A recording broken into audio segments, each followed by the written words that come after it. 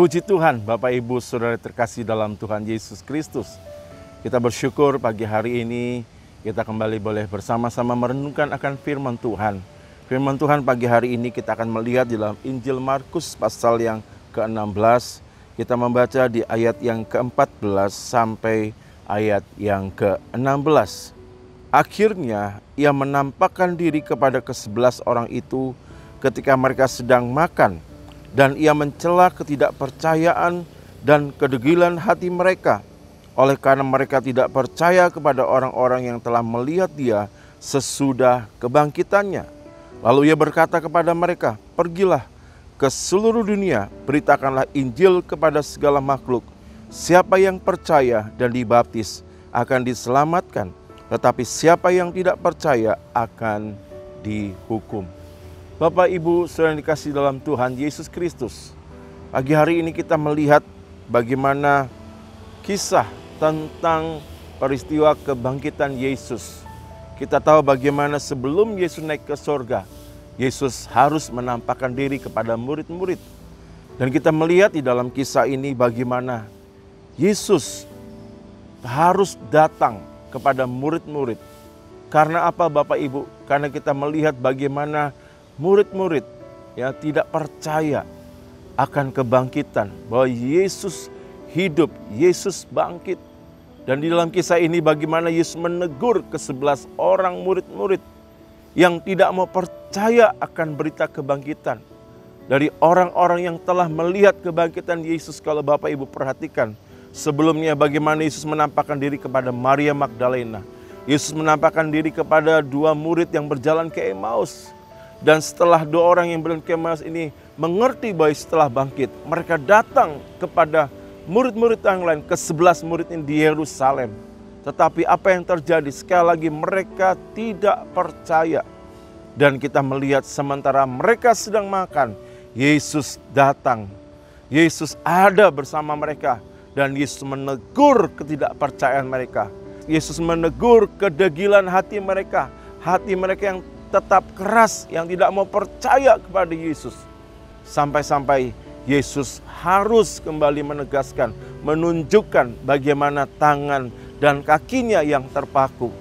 Dan kalau kita melihat di dalam Injil lain, bagaimana Yesus juga menyampaikan firman Tuhan tentang bagaimana anak manusia harus menderita, harus mati dan bangkit. Dan kita melihat bagaimana Yesus kemudian memecahkan roti, sehingga akhirnya mereka percaya. Bapak, Ibu, Saudara kasih dalam Tuhan, hal ini penting. Yesus harus lakukan sebelum Yesus naik ke sorga. Yesus harus menampakkan diri kepada murid-murid. Kenapa Bapak Ibu? Karena tadi kita melihat ada ketidakpercayaan. Tema firman Tuhan pagi hari ini adalah percaya akan selamat, tidak percaya dihukum. Ini menjadi satu berita yang baik buat kita semua. Dan ini yang disampaikan Yesus kepada murid-murid setelah mereka menjadi saksi akan kebangkitan Yesus. Setelah mereka percaya akan kebangkitan Yesus, Yesus di ayat yang ke-15 bagaimana menyampaikan satu perintah. Pergilah ke seluruh dunia, beritakanlah Injil kepada segala makhluk. Murid-murid mendapatkan satu perintah untuk memberitakan Injil. Setelah mereka mengalami, mereka percaya dan melihat bagaimana Yesus telah bangkit. Dan perlu Bapak Ibu ketahui, peristiwa kebangkitan ini tidak ditujukan kepada dunia. Kalau kematiannya memang seluruh dunia tahu, tetapi kebangkitannya hanya kepada murid-murid.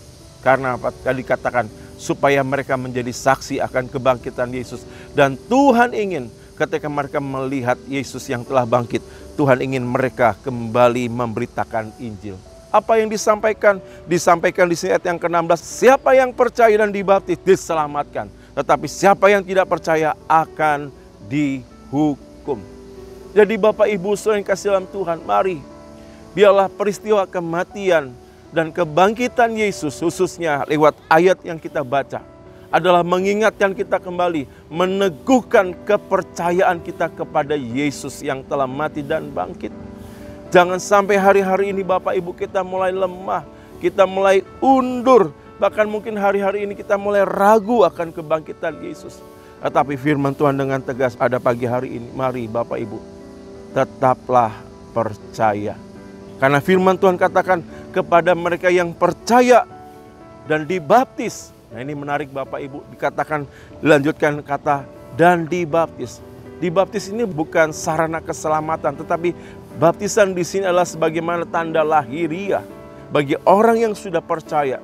Ketika dia menerima, percaya kepada Yesus, melakukan satu tindakan iman, ya, di hadapan jemaat, di hadapan Tuhan. Ketika mereka dibaptis, mereka mengambil keputusan dibaptis, mereka mau bersekutu dengan kematian dan kebangkitan Yesus, dan mereka sedang menyatakan bahwa kepada jemaat, kepada Tuhan, mau menjadikan Yesus sebagai Tuhan dan Juru Selamat.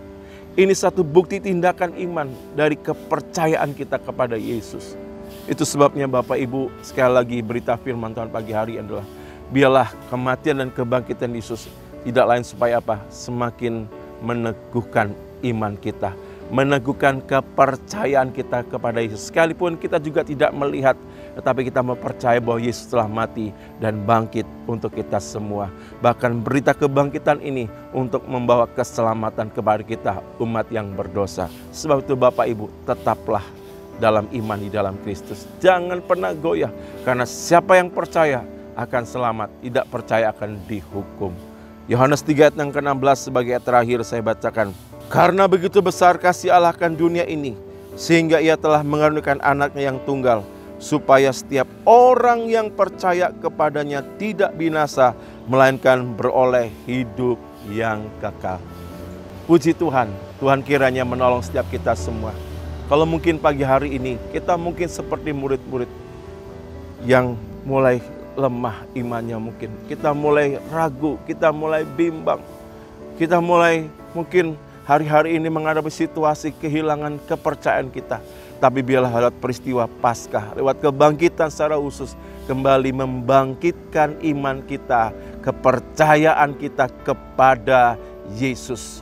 Dan barang siapa yang mau percaya, firman Tuhan katakan, dia akan selamat, tidak akan binasa, beroleh hidup yang kekal. Biarlah terus dalam iman kita, biarlah terus dalam kepercayaan kita, apapun keadaan kita, situasi yang kita hadapi, jangan pernah tinggalkan iman kita.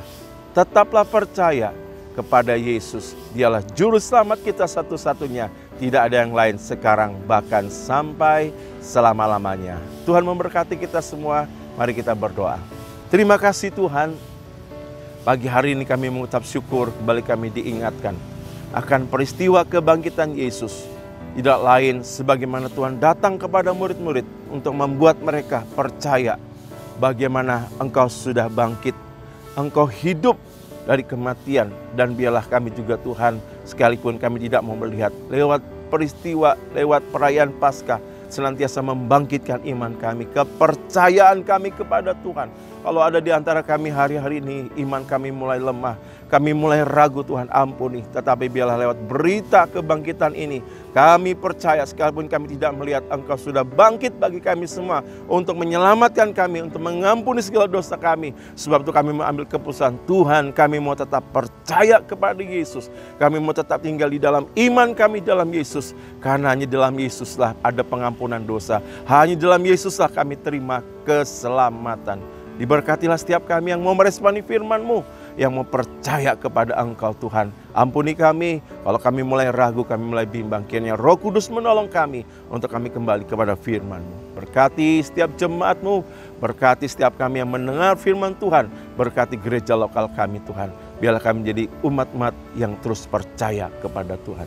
Terpujilah nama-Mu, inilah menjadi doa kami dalam nama Tuhan Yesus Kristus. Haleluya. Amin.